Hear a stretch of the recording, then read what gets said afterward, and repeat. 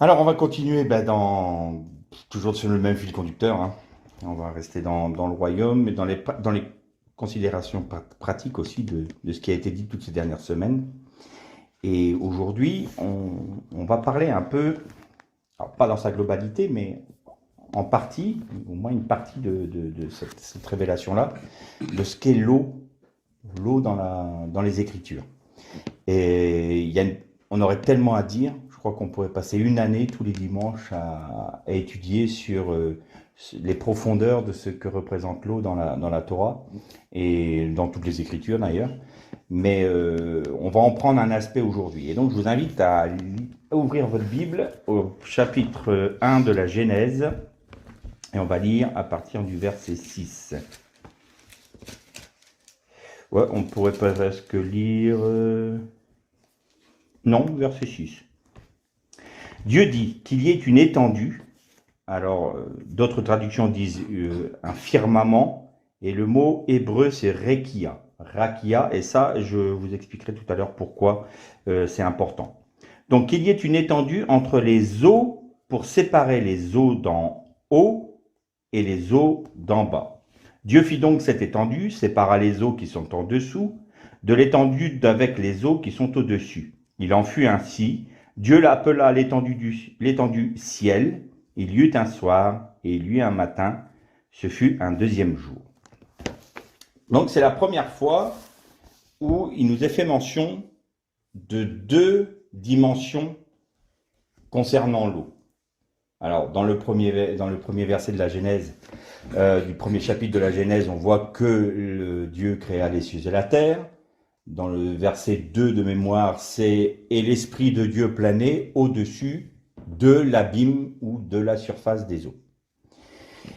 Le mot hébreu pour eau, c'est maïm. Maïm s'écrit d'une manière très simple. S'il y a deux mèmes, alors le mème, je vous répète à nouveau, que dans l'hébreu, les lettres ont des symboles. C'est hiéroglyphique un peu, c'est un peu comme des hiéroglyphes. Et donc vous avez le même en début de phrase, ou en début de mot plutôt, est une lettre ouverte. Donc en bas à gauche, il y a une ouverture. Ensuite vous avez un yod qui sépare les deux. Et vous avez un mème, ce qu'on appelle un mème sophite, c'est-à-dire un mème final. Et lui, il est complètement fermé. Et les rabbins disent que, en fait, le premier mème correspond aux eaux d'en bas, c'est-à-dire au monde d'en bas, dans lequel nous sommes, qui nous est dévoilé, puisque c'est le côté réel, c'est ce qui est palpable, ce qui est touchable, ce que l'on peut observer. Donc c'est pour ça qu'il est ouvert. Vous avez la séparation entre les deux. Le yod correspond à la lettre de Dieu. Le tétragramme commence par un yod. Vous retrouvez le yod dans Yeshua. Vous retrouvez le yod dans Mashiach. Le yod a pour valeur numérique 10, qui est un nombre de Dieu, unique. Donc c'est vraiment le yod est majoritairement, j'ai envie de dire presque tout le temps dans les noms saints des Écritures. Vous retrouvez toujours cela, c'est-à-dire qu'il y a Dieu qui est impliqué, qui est dans ce terme-là. Et donc le dernier même, c'est l'étendue des cieux. Alors là, on va faire une différence aussi, parce que souvent moi quand j'étais plus jeune et que j'écoutais des prédications sur l'étendue des eaux d'en bas et des eaux d'en haut, moi c'était les nuages et puis la mer, quoi, et les rivières, hein, ça n'a rien à voir. La mer, les nuages, les rivières et les nuages sont toujours de l'eau d'en bas. Et c'est pour ça que rakia, le mot étendu, ou le mot firmament, est très important, parce que rakia veut dire effectivement une étendue, mais une étendue dure, solide. C'est pas quelque chose de nébuleux, comme un nuage par exemple. C'est quelque chose de solide. Et d'ailleurs, il est bon de mettre ce texte en relation avec la vision d'Ézéchiel ou la vision même de Jean dans l'Apocalypse, où il est dit que le trône de Dieu était comme sur une mer de cristal. Donc le trône de Dieu est sur la rakia, sur cette étendue du firmament. C'est-à-dire que cette mer-là va séparer le monde que nous connaissons, nous, le monde d'en bas, mais il y a aussi le monde angélique, Et là, entre guillemets, hein, je parle avec nos mots, la résidence de Dieu, en quelque sorte. Donc l'eau d'en haut, c'est la matrice d'en haut qui, elle, a une implication sur la matrice d'en bas, j'ai envie de dire. Donc cette séparation-là, c'est la rakia, qui est cette fameuse mer de cristal. Et cette mer-là d'en haut, c'est un même sophite, c'est-à-dire un même fermé. C'est-à-dire quelque chose d'hermétique, que l'on ne peut pas appréhender, que l'on ne peut pas connaître, hormis, et je vous rappelle toujours que l'hébreu se lit de droite à gauche, vous passez du même, c'est-à-dire de l'eau d'en bas, en passant par Dieu, vous pouvez entrer dans la pensée du même sophite, c'est-à-dire de la réalité de l'eau d'en haut. C'est le seul chemin. Il y a Dieu entre les deux. Vous ne pouvez pas par l'intelligence humaine, nous ne pouvons pas par notre propre intelligence, par notre propre capacité intellectuelle ou capacité technologique, capacité technique, appréhender la matrice d'en haut. Ce n'est pas possible, ça ne peut se faire que par révélation. Et on retrouve cette pensée, cette idée dans le mot même de Mayim, c'est-à-dire l'eau, le même d'en bas, l'eau d'en bas, peut recevoir la révélation de l'eau d'en haut en Christ, en Dieu, avec le iode. Pourquoi est-ce que je mets ça en évidence? Parce que vous allez voir qu'il y a des implications entre les deux réalités. Il y a des liens. Le iode est aussi un lien. On le retrouve, ça fait avec le vav aussi. Mais à partir du moment où vous voyez un vav ou un iode, c'est qu'il y a un lien entre les deux. Et vous voyez dans l'Apocalypse, vous avez des septénaires de jugement. Vous avez les 7 sceaux qui produisent des jugements. Ça commence par un quart de la terre. Ensuite, vous avez 7 chauffards qui vont, eux, toucher les mêmes fléaux, qui vont toucher un tiers de la terre. Et vous avez les 7 coupes de la colère de Dieu qui, eux, vont toucher la terre entière.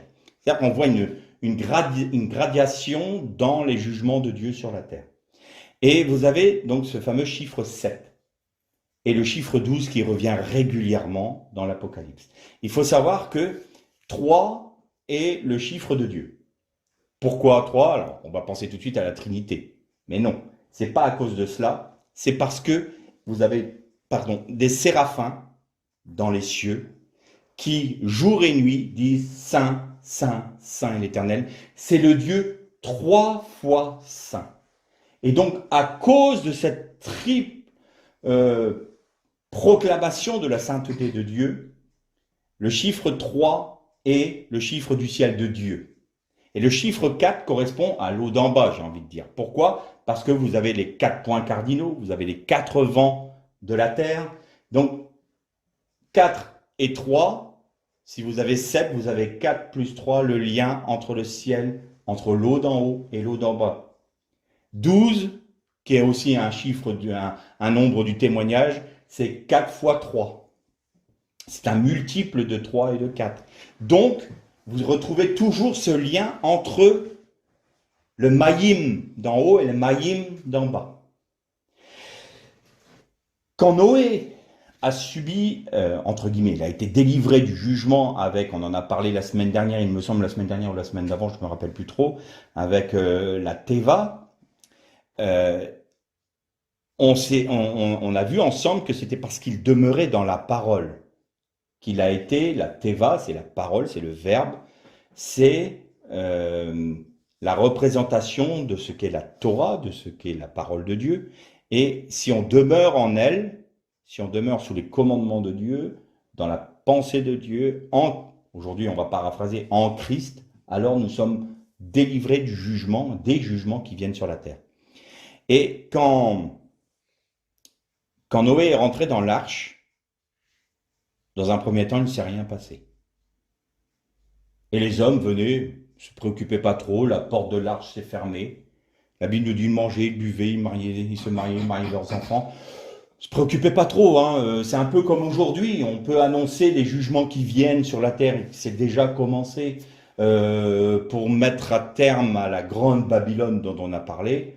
Les hommes, on paraît à leurs yeux comme doucement plaisantés, un peu comme les gendres de Lot, hein. On revient toujours aux mêmes exemples. Vous avez l'exemple de Noé, nous dit Jésus, il en sera comme du temps de Noé et de Lot. Eh bien, on paraît plaisanter, on paraît Noé qui construit une arche, une boîte, hein, en bois, au milieu de la terre ferme, quoi. Il est fou, ce gars-là. Et c'est comme nous aujourd'hui qui nous disons, attention, tout ce que vous voyez là, la science, tout ça va disparaître. Il va y avoir un jugement de Dieu. Oh, vous plaisantez, vous et votre religion, vous êtes ringards. Vous n'êtes pas des gens sensés. Vous avez perdu le sens commun. Parce que vous pensez encore, vous croyez encore à tous ces mythes et à toutes ces fadaises. Oui, mais la parole nous en parle. Et l'époque de Noé, que s'est-il passé? Et là, c'est très intéressant. Le texte nous est dit que l'abîme et la terre rendit son eau. Fit remonter, c'est comme si toute l'eau que contenait la terre remontait à la surface. C'est ce que nous dit le texte. Et les écluses des cieux s'ouvrirent.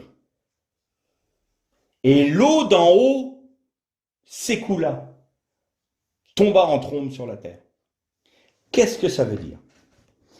Il y a un enseignement rabbinique qui dit qu'au temps de Noé, il y avait tellement de violence. Vous vous souvenez, Hamas, la violence était sur toute la terre.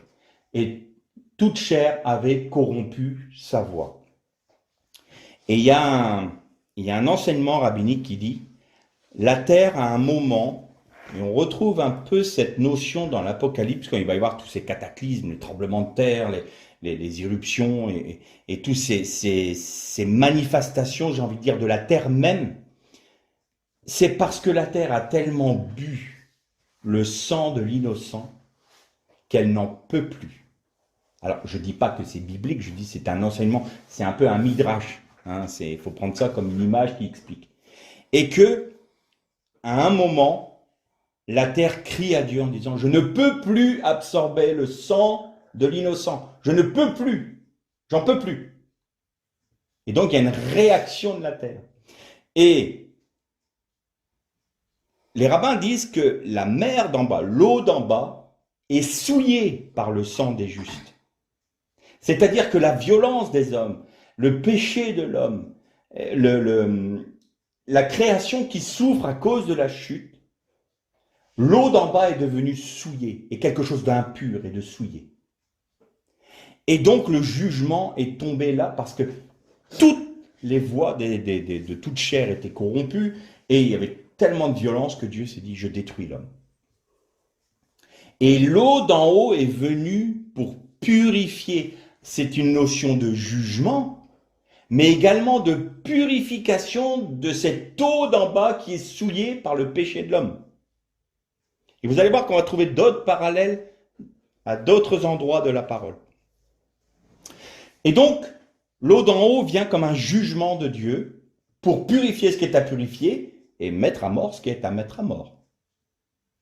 C'est un jugement. Et jugement, il y a deux notions. Il y a la notion de gouvernance, c'est la même racine. Si vous voulez, au niveau de la gouvernance, vous allez avoir le mot shepat. Shephat plutôt, parce que c'est un P, mais pas dur. On prononce F. Shephat. Shephat, c'est le jugement. Les juges d'Israël sont des shafat, par exemple. C'est-à-dire que ceux qui vont gouverner, ceux qui vont diriger, conduire le peuple. Et vous avez Mishpat. Mishpat, en fait, c'est exactement les mêmes lettres.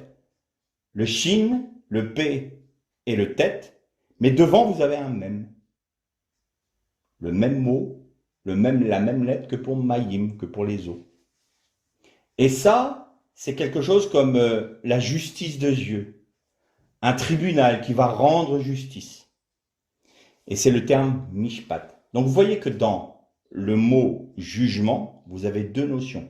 la notion de juger, j'ai jugé vos actes et je prononce une sentence. Donc là, Dieu a prononcé la sentence de mort sur l'humanité de l'époque de Noé. Mais c'est aussi, si vous demeurez dans ma parole, vous acceptez mes jugements, c'est-à-dire vous m'acceptez comme juge de votre vie. C'est vous m'acceptez comme conducteur, gouverneur de votre vie. Vous voyez, il y a ces deux notions-là. Et vous allez voir que retenez ça parce que c'est important dans la deuxième partie de la méditation. Et donc, Noé est dans l'arche, le déluge, ce qu'on appelle le déluge, donc l'eau d'en bas qui remonte, toute l'eau de la terre est remontée pour être purifiée par l'eau d'en haut, pour recevoir, sur elle, l'eau d'en haut. Ça a mis à mort le pécheur, mais dans la parole, Noé et sa famille et les animaux qui étaient dedans ont été protégés du jugement, ont été gardés hors du jugement. Ce qui ne veut être maintenu hors du jugement ne veut pas dire que on ne peut pas en être témoin. Noé a été témoin du déluge. Il était aux premières loges. Mais il était tenu hors du jugement. C'est-à-dire qu'il a été gardé pendant le jugement. Et il y a quelque chose d'intéressant. On va aller maintenant à Jésus. Ça veut dire, le raccourci, il est grandissime, mais vous allez voir que c'est important. Quand Noé a relâché la colombe, je ne parle pas du corbeau, c'est autre chose, et là, ce n'est pas du tout le sujet de notre méditation, et ça nous ferait trop dévier sur la pensée que je veux vous apporter. Quand Noé a lâché la colombe, il l'a lâchée 3 fois. La première fois, c'est quoi l'image de la colombe pour vous, dans la Torah, ou dans la Bible en général? On parle du Saint-Esprit. On nous vient tout de suite à l'image, la colombe, le Saint-Esprit descendit sur Jésus sous la forme corporelle d'une colombe. Et donc la colombe sort de l'arche. Et il est dit que la colombe ne trouva pas de place où poser ses pieds parce que l'eau recouvrait la terre. Ça vous fait pas penser à un texte, ça? Et l'Esprit de Dieu planait à la surface des eaux. Au moment de Noé, il y a eu j'ai envie de dire une figure de la réinitialisation de la création comme elle a été faite quand Jésus est mort. Vous savez, on a étudié ça là ensemble. Quand Jésus est mort, il y a eu une réinitialisation de la création, il y a eu une nouvelle création. Eh bien, en Noé, là, il y avait cette notion-là comme une figure de ce qui allait devenir avec Jésus. Et vous allez voir que la relation avec Jésus est très intéressante. Donc, la première fois, la colombe va à la surface des eaux, trouve pas de lieu où déposer ses pieds et revient à l'arche. Il attend quelques jours, il relâche à nouveau la colombe, et là, elle revient avec un rameau d'olivier. Il faut savoir qu'ils sont restés 1 an et 1 jour dans l'arche. Depuis le début du déluge jusqu'au moment où ils ont pu sortir de l'arche, c'était 1 an et 1 jour. Non, 1 an, pile. 600 ans quand Noé est rentré dans l'arche et 601 ans quand il en est sorti. Et là, elle revient avec un rameau d'olivier. Qu'est-ce que ça représente? C'est l'onction, c'est l'huile. Et donc là, la colombe prophétiquement annonçait le Mashiach. Mashiach en hébreu veut dire oint, celui qui est oint de Dieu, qui a l'onction de Dieu. Et donc l'Esprit de Dieu va sur la surface des eaux, la surface du jugement. Elle revient. Ce qui sort du jugement, c'est la promesse du Messie. C'est la promesse de la délivrance pleine, totale et entière dans le Messie. C'est ce qu'annonçait prophétiquement la colombe à ce moment-là. Et donc Noé récupère la colombe et, quelque part, j'ose croire que le Seigneur lui a révélé là, à ce moment-là, la promesse du Messie futur. Et je pense que Noé l'a compris.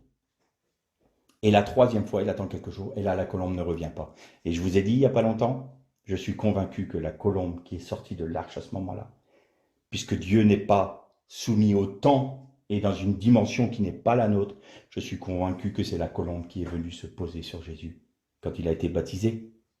Et donc on va retrouver là un lien avec le Jourdain. Alors vous allez peut-être me dire, bon, là, tu es bien gentil, mais c'est peut-être un peu capillotracté ce que tu me racontes là, sur l'histoire de cette colombe qui sort et puis qui se pose sur Jésus 1500 ans plus tard. Eh ben, je vais vous raconter une petite histoire qui est véritable, hein, puisqu'elle est biblique. Vous savez qui est Aman dans le livre d'Esther? C'est un Amalécite. Amalek, c'est pas l'Égypte. On va en parler de l'Égypte. Mais Amalek, c'est l'image fondamentale de l'Antichrist et de ceux qui suivent l'Antichrist. On pourrait dire c'est Nimrod, c'est Babylone la Grande, c'est cette image-là. Et Aman est un Amalécite. Et il s'était juré, et il avait tout fait pour que le peuple du Juif soit détruit. L'histoire se répète, hein, c'est permanent. Eh bien, vous allez voir. Vous allez voir que Dieu est hors du temps. Dans le livre d'Esther, au chapitre 9, si vous lisez à partir du verset 6, vous allez voir que il y a eu les péripéties. Esther est venue auprès du roi pour, et comme je disais à Gabriel tout à l'heure, on ne venait pas voir le roi comme ça. C'est-à-dire que celui qui venait sans avoir demandé audience pouvait être mis à mort directement, même la reine. Même la reine. Donc quand un Mardoché, l'oncle d'Esther qui est venu dire à Esther, va voir le roi pour défendre la cause de notre peuple, elle s'est dit, mais tu sais très bien que moi, si j'y vais comme ça sans demander audience au roi, il peut me mettre à mort.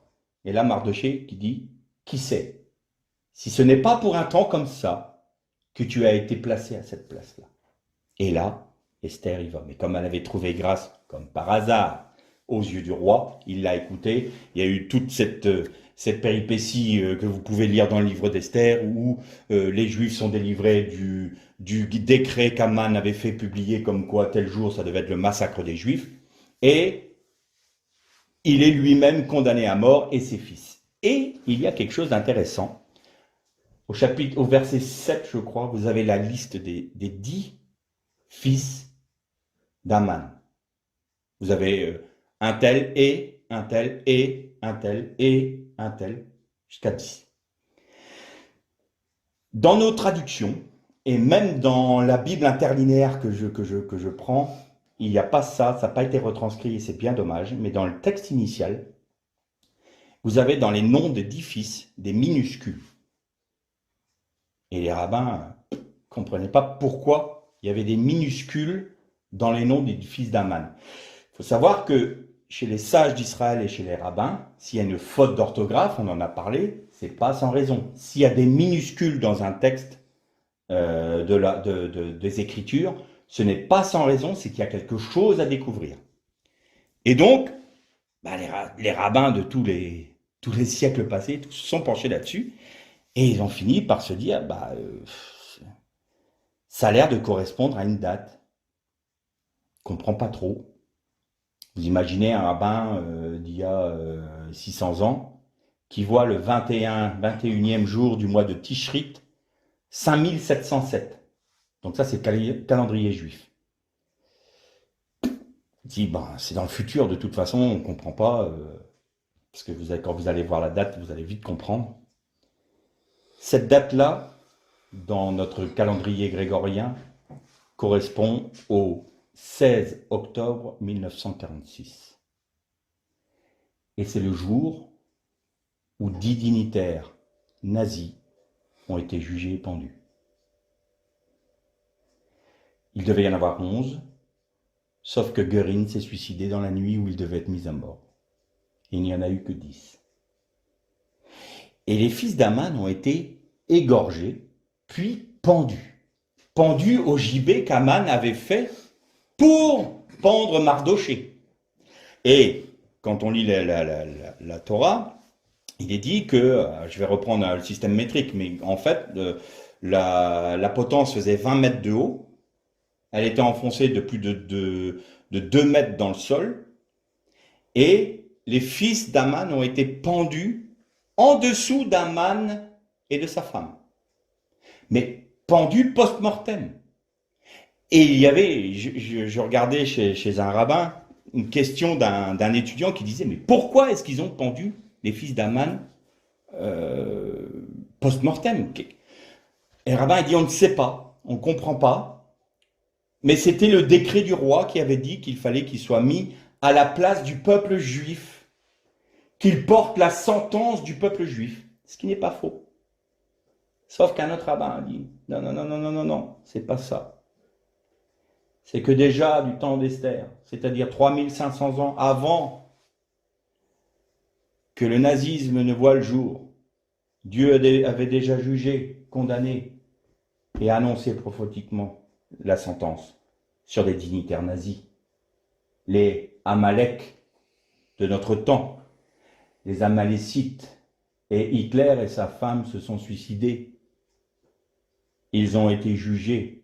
Vous voyez Haman et sa femme et vous voyez les dignitaires nazis. Tous étaient pendus. Et voilà la raison, nous dit ce rabbin-là. Pourquoi les fils d'Aman ont été pendus post-mortem? Parce que c'était un signe prophétique comme quoi, au temps futur, le 16 octobre 1946, c'est-à-dire le 21e jour de Tishit, 5707, il y aura une pendaison. Des Amalécites de ce temps-là qui voudront tuer, détruire le peuple juif, mais c'est eux qui seront condamnés et c'est eux qui seront pendus au gibet. Alors, est-ce que c'est capillotracté le fait que la colombe pouvait sortir de l'arche et venir se poser sur Jésus? Vous voyez que la Torah, 3500 ans avant, nous annonçait déjà ce qui allait se passer. Il y a des choses qui sont vraiment intéressantes, n'est-ce pas? Et ce qui est dommage, c'est que dans les copies que l'on a aujourd'hui, ces minuscules ont été enlevés. On a tout en lettres carrées, mais sans être plus petites. C'est-à-dire qu'on ne peut pas retrouver cette notion-là. Et il a fallu qu'un rabbin se pose la question et en parle à ses élèves en disant, visiblement, le fait qu'il y ait des minuscules, ça donne une date. Mais ça donne une date dans le futur lointain. Ça ne nous concerne pas. Alors, si ça ne nous concerne pas, il ne faut pas que nous nous y arrêtions. Ça, ce n'est pas pour nous. Mais ça sera sûrement pour les générations futures. Et aujourd'hui, les rabbins qui retrouvent les enseignements de ce fameux premier rabbin et qui se disent, mais oui, ça correspond à la date là, et cette date-là, c'est le 16 octobre 1946 où 10 dignitaires nazis ont été mis à mort en étant pendus. Ça donne tout son sens. Donc la colombe est venue sur Jésus, et Jésus, il a été baptisé où? Il a été baptisé dans le Jourdain. Dans le Jourdain. Avant d'aborder ce thème-là, on va voir que la notion de l'eau est tout de suite présente en Égypte. Le peuple d'Israël, quand il a été délivré d'Égypte, il a été délivré en passant à travers la mer des Joncs, la mer Rouge. Et Égypte, c'est Misraïm. Et Misraïm, c'est la même racine que Maïm, c'est-à-dire les eaux. Et chez les Juifs, la mer n'a pas très bonne presse dans les enseignements rabbiniques. Pourquoi? Parce que la mer va représenter les nations. La mer va représenter aussi ce qui est impur et souillé, c'est-à-dire ce qui n'est pas de Dieu. La mer va représenter le peuple de Misraïm, c'est-à-dire le monde qui les a maintenus, c'est-à-dire les nations hors de Dieu qui les a maintenus dans l'esclavage. Et le texte, quand Dieu dit « Israël, je t'ai fait sortir », nous, notre traduction dit « Je t'ai fait sortir du pays d'Égypte à travers la mer. J'ai fendu la mer. » En fait, il n'y a pas de temps en hébreu. Ça veut dire autant « je t'ai fait sortir » comme « je te fais sortir » ou comme « je te ferai sortir ». J'ai presque envie de dire, c'est un présent perpétuel. Mais pourquoi un présent perpétuel? Parce que Dieu est hors du temps. Parce que quand Dieu s'exprime, il ne s'exprime pas dans le temps. Et c'est la raison pour laquelle on peut avoir une colombe qui sort de l'arche de Noé pour se poser sur Jésus. Et c'est pour ça qu'on peut avoir l'histoire d'Aman avec Esther et retrouver les dignitaires nazis, mais 3500 ans plus tard. Parce que Dieu est hors du temps. Parce que sa parole est hors du temps. Parce que sa parole est éternelle et sa parole est vie. Et donc, je te fais sortir de Misraïm, du pays d'Égypte, c'est-à-dire que je te fais sortir de l'eau d'en bas. Je te fais sortir de l'eau souillée, de l'eau touchée par le péché, touchée par la condamnation. Je t'en fais sortir, je te délivre de Misraïm, de l'Aïm d'en bas. Je t'en fais sortir. Et c'est une image de notre baptême. Au moment où nous avons été baptisés dans les eaux, nous avons été sortis du monde, sortis de cette condamnation qui est sur le monde, et nous n'avons eu rien à faire. Rien. Tout était une œuvre de Dieu. Quand le peuple d'Israël, quand les Bnei Israël sont sortis d'Égypte, ils n'ont rien fait. Ils n'ont pas combattu contre Pharaon. Ils n'ont pas saboté des installations militaires égyptiennes. Non, Dieu a jugé l'Égypte, a envoyé les plaies sur l'Égypte et a fait sortir avec une main puissante, nous dit la Bible, nous dit les Écritures, le pays d'Israël, du pays d'Égypte, en traversant les eaux d'en bas pour qu'ils sortent des eaux d'en bas. Et là, ça c'est un premier point. Ensuite, vous avez le désert. Le désert, c'est le lieu où on va être tenté, c'est le lieu où on va devoir apprendre à connaître Dieu, à se soumettre à lui. Et on voit bien que ça a été un gros combat pour Israël. Se soumettre à Dieu, accepter de manger la manne tous les jours. Ah, mais on en a assez de la manne, du pain des cieux, on en a assez. Vous êtes toujours en train de récriminer. Alors on peut se dire, oh Israël, comme ils sont méchants. Oh, mais je connais aussi des chrétiens qui sont pareils. Hein. Toujours en train de récriminer, toujours en train de râler, jamais satisfaits de ce qu'ils ont, jamais contents. Alors ne jugeons pas trop vite Israël, on est pareil. Quand on est dans le désert, on est dans le désert. Et donc Israël, bon, il y a toutes les péripéties que vous connaissez, le serpent d'airain, tout ça c'est des signes prophétiques. Et un jour Jésus vient. Là j'ai tout à fait transvasé, mais avant d'arriver à Jésus, je vais encore dire une chose. Vous allez me dire, il n'arrête pas de digresser, mais ça fait du bien de digresser parfois pour bien comprendre. Quand ils sont rentrés dans le pays de la promesse, on en a parlé l'autre fois. Les Lévites étaient dans le Jourdain. Et le Jourdain, il s'est séparé. Et je m'étais toujours interrogé, pourquoi le Jourdain? Pourquoi est-ce qu'ils ont traversé le Jourdain à pied sec? Ça a été toujours une question que je me posais, jusqu'au moment où je suis tombé sur ce fameux psaume 114.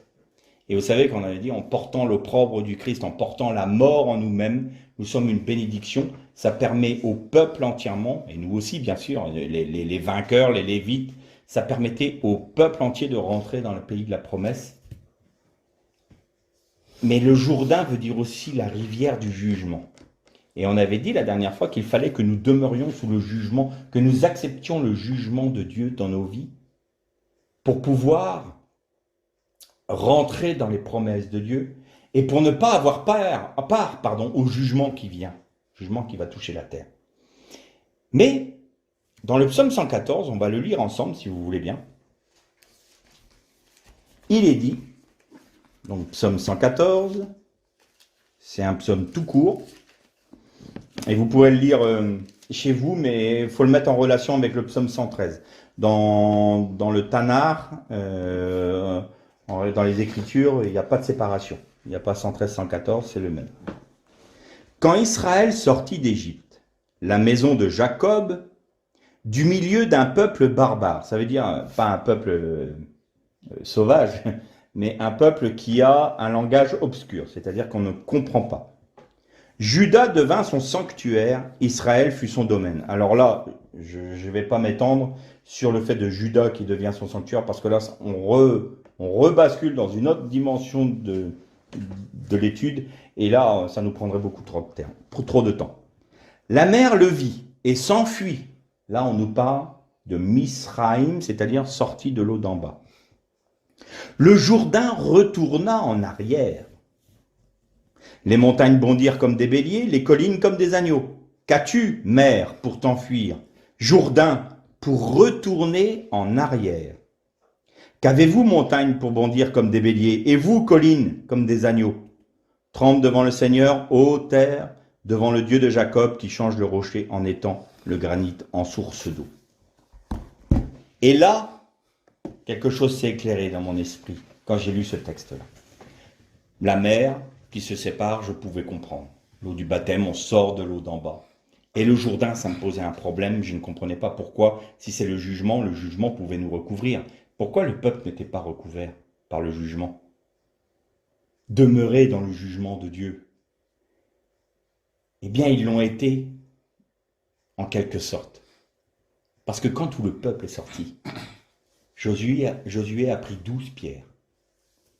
12 pierres représentant les 12 tribus d'Israël et les a placées dans le lit du Jourdain, au milieu du Jourdain. Et quand le Jourdain a repris son cours, il a couvert tout le peuple. Le jugement de Dieu. Je mets une parenthèse là. Le Jourdain, c'est le torrent qui sépare la mer de Galilée, l'eau d'en haut, de la mer morte, l'eau d'en bas. Les eaux amères en bas. Amer veut dire salé, insalubre, non potable. Et même la géographie d'Israël nous parle de ces deux maïm, l'eau d'en haut et l'eau d'en bas. Et le Jourdain, c'est l'eau d'en bas qui vient juger, c'est comme le déluge qui vient juger et apporter la vie ou la condamnation pour celui qui accepte ou non le sacrifice de Jésus. Et Jésus est sorti du Jourdain quand il a été baptisé. Et pourquoi le psaume nous dit « Qu'as-tu, Jourdain, pour remonter en arrière ?» C'est comme si cette eau qui venait d'en haut repartait vers en haut. Eh bien, si nous acceptons de nous soumettre au jugement de Dieu, je répète une nouvelle fois, je rappelle une nouvelle fois, le jugement de Dieu peut très bien être un jugement qui est une sentence de tribunal, mais aussi une gouvernance. Ça veut dire quoi? Si nous laissons les choses mauvaises être jugées et condamnées en nous par Dieu, et de ce fait, de nous laisser gouverner par Dieu, en Jésus-Christ, qu'est-ce que nous vivons après la mort de la croix? C'est-à-dire après accepter de porter notre croix, d'être jugé par Dieu, de laisser Dieu appliquer en nous sa discipline pour que nous soyons jugés, eh bien nous vivons l'ascension. Pourquoi remontes-tu, Jourdain? Parce que j'ai laissé le jugement me toucher, j'ai laissé Dieu me conduire, j'ai laissé Dieu me sonder avec ses yeux de feu. Et donc comme ça, en Christ, je remonte, je suis sorti de l'eau d'en bas et par sa grâce, je suis ramené à l'eau d'en haut. C'est-à-dire qu'on redevient une dimension spirituelle. On redevient un Adam complet. Autant de la terre que spirituel.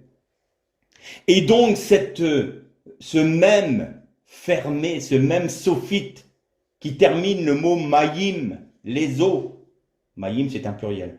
Les eaux, eh bien, nous est ouvert parce que le Yud du milieu, nous sommes soumis à lui, nous sommes en lui, nous sommes jugés par lui, nous sommes gouvernés par lui, et il nous donne accès à l'eau d'en haut. Qu'as-tu, Jourdain, à remonter en arrière? Parce que je suis dans le Jourdain. Et quand Jésus a été baptisé, c'est pas pour donner l'exemple. Souvent, il y a des enseignements qui disent Jésus a été baptisé pour nous montrer l'exemple de ce qu'il faudrait qu'on fasse plus tard. C'est bien plus profond que ça. Lui, il est sorti des eaux d'en haut, du Jourdain, qui représente des eaux d'en haut qui descendent. D'ailleurs, Jésus disait à ses disciples qui est celui qui peut dire qu'il remonte, si ce n'est celui qui est descendu des cieux, qui est descendu du maïm céleste, de la matrice céleste. Je suis celui-là. Et donc, quand je dis que c'est un jugement, quand Jean-Baptiste baptisait le peuple, c'était la repentance. Qu'est-ce que ça veut dire? C'est je demande pardon, c'est-à-dire j'accepte le jugement de Dieu. Donc je suis plongé dans le Jourdain, de l'eau d'en haut, pour que l'eau d'en bas soit purifiée. Et donc j'accepte le jugement. Et il y a un moment, les pharisiens sont venus. Alors, je répète encore une fois, tous les pharisiens n'étaient pas des, pardonnez-moi le terme, des pourris.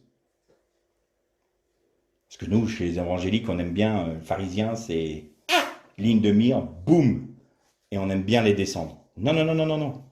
Tous les pharisiens n'étaient pas comme ça. Une part des pharisiens ne voulait pas perdre. Et puis d'ailleurs, comme je vous l'avais déjà dit, hein, le temple à l'époque, enfin, du moins le Sanhédrin, c'était les Sadducéens. Donc ça n'avait rien à voir avec les pharisiens. Mais il y avait des pharisiens qui étaient, comme certains évangéliques aujourd'hui, un petit peu beaucoup hypocrites. Voilà, comme ça j'ai rhabillé tout le monde va être content. Du coup, ces pharisiens-là venaient d'une manière hypocrite, comme tout le peuple venait vers Jean pour avoir le pardon des péchés. Eux venaient pour se dire, bah, on va pas faire différemment des autres. On voit bien que le peuple aime Jean-Baptiste, Jean le baptiseur, on va y aller aussi. Et qu'est-ce que dit Jean? Race de vipères. Bon, vous voyez, j'étais encore moins dur que lui. Race de vipères. Qui vous apprend j'ai oublié le texte, à vous éloigner du jugement qui vient ou quelque chose comme ça, à vouloir vous soustraire au jugement qui vient? Parce que je baptise, moi, d'eau, mais après moi vient quelqu'un qui vous baptisera d'esprit et de feu. Et là, souvent on se dit, oh Seigneur, baptise-moi de feu. Combien de fois on entend, même dans nos milieux où ça part un peu en déviance complète, fire, le feu, vous voulez le feu du ciel qui tombe sur vous, parce qu'ils s'imaginent que c'est la puissance de Dieu, la puissance du Saint-Esprit qui s'exprime par le feu. Pas du tout, pas du tout. Reprenez bien le texte. Il est parlé, dans ce contexte-là, il est parlé du feu de la géhenne. Il est parlé du feu, du bois qui va brûler des mauvaises œuvres et des personnes qui vont être consumées par le feu du jugement de Dieu. Et quand Jean-Baptiste parle de baptiser d'esprit et de feu, c'est-à-dire que celui qui acceptera, celui qui vient, vous recevrez l'Esprit de Dieu. Comme Joël l'avait annoncé, je répandrai mon esprit sur toute chair et toute chair pourra prophétiser.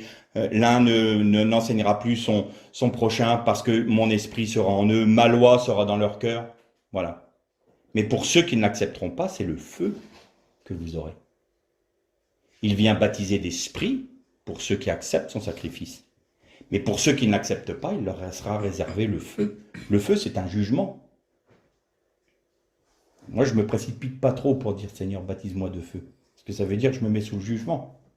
Alors, je sais très bien que nos frères qui enseignent comme ça, c'est pas ça, ils ne le disent pas pour se mettre sous le jugement. Ils n'ont peut-être pas vu ce côté-là, mais il faut toujours lire un texte dans son contexte. Parce qu'ils ont vu Saint-Esprit et feu juste séparés par un « et », ils sont partis du principe que je vous baptise du Saint-Esprit et de feu. Non, Jean aurait dit, je vous baptise du feu du Saint-Esprit. Là, d'accord, j'aurais pu comprendre. Mais d'esprit et de feu, c'est deux entités différentes. C'est deux choses différentes, bien séparées, bien distinctes. Donc d'esprit pour ceux qui acceptent Christ, et d'ailleurs il le dit aux pharisiens, race de vipères, qui vous a appris à vous éloigner du jugement qui vient.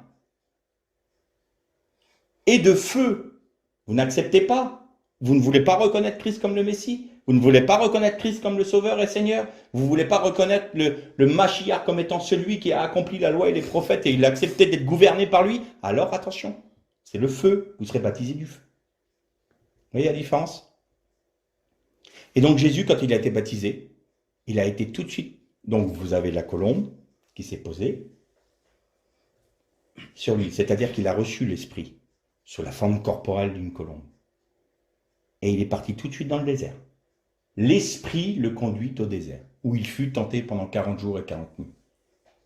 Vous retrouvez cette même notion. Alors il est sorti de l'eau, mais lui il n'est pas sorti de Misraïm, puisqu'il était pur, il est sorti des eaux d'en haut, pardon. Mais il fallait qu'il ait la même vie, entre guillemets, que ceux, et les mêmes contraintes, et les mêmes tentations, et les mêmes combats que ceux qu'il allait délivrer. Et donc il a été amené au désert, pour être tenté, comme nous, comme Israël au désert. Et c'est en sortant de là que la Bible ne nous dit pas « il fut baptisé de feu ». Non. Il partit en Galilée, donc pour commencer son ministère terrestre, revêtu de la puissance du Saint-Esprit. C'est-à-dire qu'il avait l'Esprit en lui, et il a accepté les jugements de Dieu sur lui, bien qu'il soit pur et sans tache. Il a accepté les tentations, sans jamais faillir. Et parce qu'il est passé par le désert, en sortant de son baptême, et qu'il a vaincu l'ennemi en ne cédant pas à la tentation, mais en se soumettant à Dieu. Qu'est-ce que ça voulait dire? Ça voulait dire qu'à partir du moment où j'ai accepté de me soumettre à Dieu, au Père, dans le désert, en ne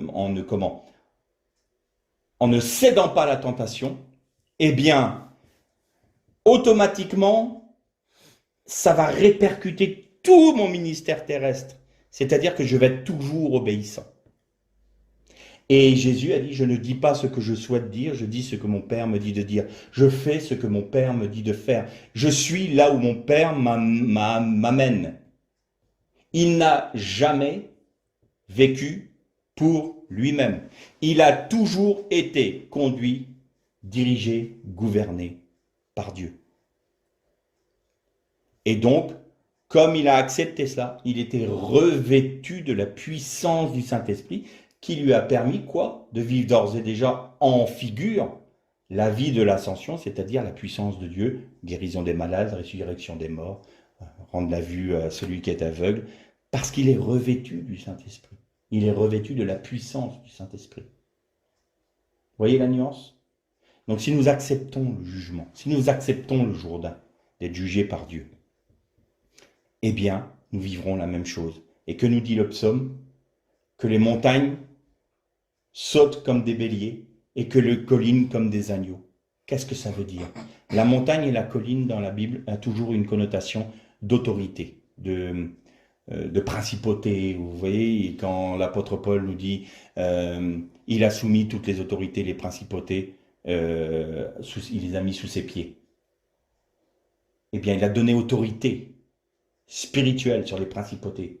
Il y a une autorité spirituelle qui ressort de cela. Et c'est la raison pour laquelle les montagnes sautent comme des béliers et les collines s'en vont, elles s'enfuient devant Israël. Parce que celui qui accepte le jugement de Dieu, celui qui demeure dans le jugement de Dieu, celui qui se laisse gouverner par Dieu, celui qui laisse Dieu diriger sa vie, vivre toute la parole de Dieu, tous les commandements de Dieu en Jésus-Christ et par Jésus-Christ, eh bien lui a autorité. Et donc le Jourdain remonte parce que c'est un enfant du ciel, c'est un enfant du Maïm d'en haut, c'est un enfant des cieux. Et donc nous sommes assis en Jésus-Christ à la droite du Père. Et donc pour terminer, il fallait que le Seigneur Jésus soit baptisé d'un dernier baptême. Vous avez remarqué qu'il a été crucifié à un endroit qui s'appelait Golgotha. Il n'y a pas de hasard dans la parole. Golgotha, c'est le crâne. Le crâne. Alors on nous dit, parce que le rocher avait un peu une forme d'un crâne, donc on l'a crucifié là. Mais là aussi, c'est prophétique. Là aussi, c'était l'accomplissement d'une parole qui avait été donnée bien des années avant. Il était dit à la femme, ta postérité sera blessée au talon par Satan. Et il lui écrasera le crâne. Il lui écrasera la tête. Et donc Jésus, il fallait que là, d'une manière pratique, ce qui avait été promis à Noé par cette colombe qui ramenait le rameau d'olivier, le Mashiach est venu pour accomplir la plénitude de la purification des eaux d'en haut pour les eaux d'en bas, en Jésus-Christ. Et là, à ce moment-là, Jésus sur la croix a détruit les œuvres du diable. Il a écrasé la tête du serpent ancien. Il l'a mis à mort, il a détruit ses œuvres, il a fait en sorte qu'il n'ait plus aucun pouvoir, aucune action possible sur celui qui se confie en Jésus-Christ. Tout en accomplissant pleinement la parole de Dieu, c'est le même mot, hein, vous vous souvenez? Tout est parfaitement accompli. Eh bien, ça veut dire aussi, tout est parfaitement détruit. Le même mot veut dire la même chose et son contraire en hébreu, ça peut arriver. Et donc Jésus, quand il a dit, avant de rendre l'esprit, tout est accompli, et même le texte peut nous dire, tout est parfaitement accompli, eh bien ça veut dire toute la parole, toute la Torah et les prophètes est accomplie, et toutes les œuvres de Satan sont détruites. C'est la raison pour laquelle il a été crucifié au lieu du crâne. Il a écrasé le crâne du serpent. Donc, qu'est-ce qu'il en est pour nous? Il faut que l'on accepte ce jugement. Il faut que l'on accepte d'être jugé par Dieu, d'être conduit par lui, d'être gouverné par lui, et de laisser le Saint-Esprit mettre à mort en nous ce qui doit l'être. Et c'est jamais agréable. On le disait la semaine dernière, c'est jamais agréable. C'est jamais quelque chose de plaisant, mais c'est quelque chose de salutaire. Parce que si nous nous jugeons nous-mêmes aujourd'hui, nous ne serons pas jugés demain avec le monde. Nous n'aurons pas part à la grande tentation, entre guillemets, qui vient sur le monde. C'est-à-dire que tout ce que l'on a vu ensemble, la porte de la nuit, qui est la séduction qui nous amène dans les ténèbres, et les ténèbres qui vont apporter un jugement sur les 4 empires, eh bien nous n'aurons pas part à ce jugement, mais nous aurons une place dans le règne pour le 5e empire, le 5e royaume, celui du Mashiach. Mais il faut accepter aujourd'hui, non pas de passer dans le Jourdain, mais de demeurer dans le Jourdain. Les 12 pierres des 12 tribus d'Israël et rester demeurés dans le Jourdain. Et vous savez que le grand sacrificateur, il portait un pectoral. Et sur son pectoral, il y avait 12 pierres précieuses qui représentaient les 12 tribus d'Israël. Et vous savez comment s'appelle ce pectoral? On l'appelle le pectoral du jugement. Il faut accepter le jugement de Dieu, dans les deux sens. Juger pour la sentence de mise à mort, ce qui est à mettre à mort dans nos vies, et d'être gouverné, conduit, dirigé par lui, en tout point de nos vies. Dans les plus petits détails, comme dans les plus grandes décisions que nous avons à prendre, nous devons toujours dire, Seigneur, quelle est ta pensée, quelle est ta volonté? Aujourd'hui, Seigneur, je me charge de ma croix, non pas ma volonté, mais ta volonté. Seigneur, montre-moi ce qui n'est pas selon ton cœur dans ma vie. Révèle-moi par ton esprit ce qui doit être changé. Et je désire que cela soit changé. Je mets ma volonté au diapason avec la tienne. Alors le Jourdain pour nous remonte. Et nous sommes des enfants du Maïm d'en haut, des enfants de lumière, des enfants des cieux. Et toute la gloire revient à Dieu. La dernière chose que je voudrais dire, c'est que, comme je vous disais, quand Israël est sorti de Misraïm, qui est sorti du pays d'Égypte, il n'a rien eu à faire. Rien. Cependant, contre Amalek, il y avait un combat spirituel. Moïse était sur la montagne et tant qu'il levait les bras, le peuple d'Israël gagnait contre Amalek. Et quand il baissait les bras, c'est Amalek qui prenait le dessus. Et alors Josué et un autre, j'ai oublié son nom. Alors ça, c'est pas bien. Josué et les deux qui sont allés dans le pays. Ah bah c'est là les bonnes. Bref, pardonnez-moi, j'ai oublié ce nom-là. Ils venaient et ils portaient les bras de Moïse pour qu'il laisse les mains élevées. Et Israël gagnait contre Amalek. N'oubliez jamais qu'Amalek, c'est l'Antichrist et toute sa cohorte, c'est Nimrod, c'est Babel, c'est les 4 empires. Et le combat spirituel, donc pour sortir du monde, pour être délivré de nos chaînes, pour être délivré de notre esclavage, c'est Dieu qui agit. Nous n'avons rien à faire, juste accepter. Nous acceptons le sacrifice de Jésus. Mais après, nous avons un combat spirituel. Il faut combattre. Il faut que nous combattions avec Dieu pour que ce qui est de l'antichrist dans nos vies soit détruit, pour ce qui est de ce monde dans nos vies soit détruit, pour que la gouvernance de Dieu soit rétablie premièrement dans notre vie. Et ensuite, peut-être si le Seigneur nous utilise, qu'il puisse agir autour de nous. Mais en plus, il va nous faire agir dans la prière, dans l'intercession pour nos pays, pour notre continent, pour notre monde, afin que ceux qui sont appelés à rentrer dans le royaume de Dieu le soient et qu'il nous laisse un temps pour que son œuvre agisse. Et enfin, quand les choses arrivent, nous devons également dire, Seigneur, que ta volonté soit faite sur la terre comme elle est faite dans les cieux, que ton règne vienne. C'est un combat spirituel, mais le combat spirituel commence déjà chez nous, en nous, intimement. Nous avons à combattre contre Amalek, mais nous prenons part à ce combat. Seigneur, j'accepte ton jugement. Seigneur, je me plonge moi-même dans le Jourdain. C'est pas toi qui m'en fais sortir. C'est moi qui décide d'y aller. C'est moi qui décide d'être gouverné par toi. C'est moi qui décide d'être jugé avec des sentences de mort sur ce qui doit être mis à mort. Je le décide, je le veux, je le réclame. Nous avons notre part à faire. Autant en Christ le salut, rien n'est à faire, nous c'est un don gratuit. Autant le combat contre Amalek, nous devons y prendre part.